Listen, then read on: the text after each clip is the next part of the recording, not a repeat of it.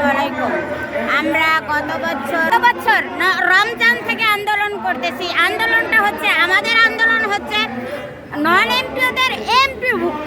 কারণ আমরা কেউ আছি 25 বছর, কেউ আছি 15 বছর, কেউ আছি 10 বছর স্বীকৃতিপ্রাপ্ত নন এমপি প্রতিষ্ঠান। স্বীকৃতিপ্রাপ্ত মানেই যারা এমপিভুক্ত টিচার তাদের মতোই আমাদের যোগ্যতা। আমাদের যোগ্যতা কোনো অংশে কম নাই, একই সিলেবাস, একই পড়া, কিন্তু আমরা হলো বেতন ছাড়া, বুঝছেন? আমাদের আর কিছু নাই, একই রকম স্কুলে যাই, একই রকম পড়াই, একই রকম ভাই সব কিছু করি, অথচ আমাদের সরকার চোখে দেখে না, আমাদের বেতন দেয় না। যারা ফ্যামিলি কার্ড পাইছে, প্রধানমন্ত্রী তারেক রহমানের কাছে আমার নিবেদন, যারা ফ্যামিলি কার্ড পেয়েছে তারা তো সংসারে কাজ করে, তার জন্য ফ্যামিলি কার্ড পেয়েছে। যারা কৃষি কার্ড পেয়েছে তারা তো কৃষি কাজ কইরা তারা জীবনযাপন করার জন্য তারা কৃষি কার্ড পেয়েছে। যারা মসজিদে কাজ করে, যারা মন্দিরে কাজ করে, তাদের জন্য আপনারা ভাতার ব্যবস্থা করেছেন। আপনাদের সাধুবাদ দেই, ভাতার ব্যবস্থা করছেন, অনেক ধন্যবাদ। বেতনের ব্যবস্থা করছেন, রুজি রোজগারের ব্যবস্থা করছেন, ধন্যবাদ। কিন্তু আমরা যে 25 বছর 15 বছর বিনা বেতনে অর্ধাহারে অন্যাহারে আমরা যে সেবা করতেছি, সেবা মানে কি শিক্ষকতা করতেছি, এই পেশা আমাদের কি মৃত্যুর পেশা? আগেকার মানুষ শুনছি যে শিক্ষকতা করে স্বেচ্ছাসেবী কিছু। তাহলে 25 বছর যে সরকার ছিল তাদের কাছ থেকে তো দাবি আদায় করতে পারলেন না কেন? বৈষম্যর শিকার আমরা, রাজনৈতিক বৈষম্যের শিকার। গত সরকার ফ্যাসিস্ট সরকার ছিল, ওরা আমলিগের প্রতিষ্ঠানগুলো এমপিভুক্ত করেছে, বিএনপির প্রতিষ্ঠানগুলো এমপিভুক্ত করে নাই।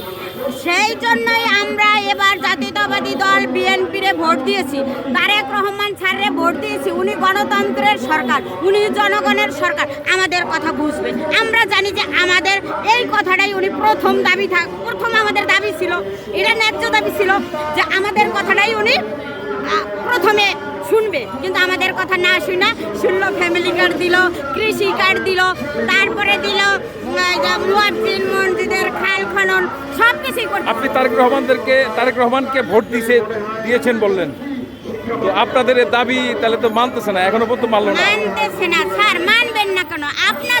আপনাদের জন্য আমরা, আমাদের জন্য আপনারা। আমরা যদি ভোট না দিতাম স্যার, তাহলে কি আপনি যে পার্লামেন্টের প্রথমে চেয়ারটা পাইতেন না, আমাদের জন্য পাইছেন। আর আমরা ভোট দিছি, শুনবেন, আমার জেলায় 3টা সিটে বিএনপির সিট।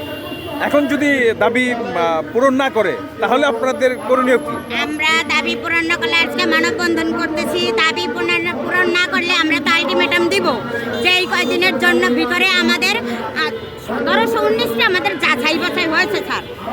শুনেন, আমাদের 1719টা যাচাই বাছাই হয়েছে, প্রাথমিক তালিকায় আছে, আবেদন নিয়েছে, নীতিমেলা করছে। এখন দিতে সমস্যা কি? 1719টা প্রতিষ্ঠান আমাদের ছেড়ে দেব, তারপরে কারিগরি মাদ্রাসা, তারপরে হচ্ছে আপনার অন্যান্য প্রতিষ্ঠানগুলো আস্তে আস্তে দেব। আমাদের এই বাজেটে আমাদের টাকা নাই, ঠিক আছে, আমাদের সামনের বাজেটে দেব, কিন্তু আমাদের একটা কোড দিয়ে যাও, এমপিও কোড দেব। আমরা এখন টাকা চাচ্ছি না, আমাদের কোডটা দিয়ে দাও। কারণ আমরা কেউ জানেন স্যার, 15 কিলোমিটার 20 কিলোমিটার দূরে যেয়ে 200 টাকা প্রত্যেকদিন খরচ করে যেয়ে শিক্ষকতা করি, সেটা মানবেতর জীবনযাপন। আর একটা কথা বলি, এই পেশা ছাড়া, শিক্ষকতা পেশা ছাড়া পৃথিবীতে কোনো পেশা নাই যে তারা এতদিন ওই প্রতিষ্ঠানে শিক্ষকতা করবে, শ্রম দিবে। আপনি কোন স্কুল থেকে আসছেন? আমি গোপালগঞ্জ কোটালীপাড়া পঞ্চপল্লী উচ্চ বিদ্যালয়। আমার এক সেক্টর হলো এমপিভুক্ত। আপনার নাম কি? আমার নাম সবরী মজুমদার। ধন্যবাদ।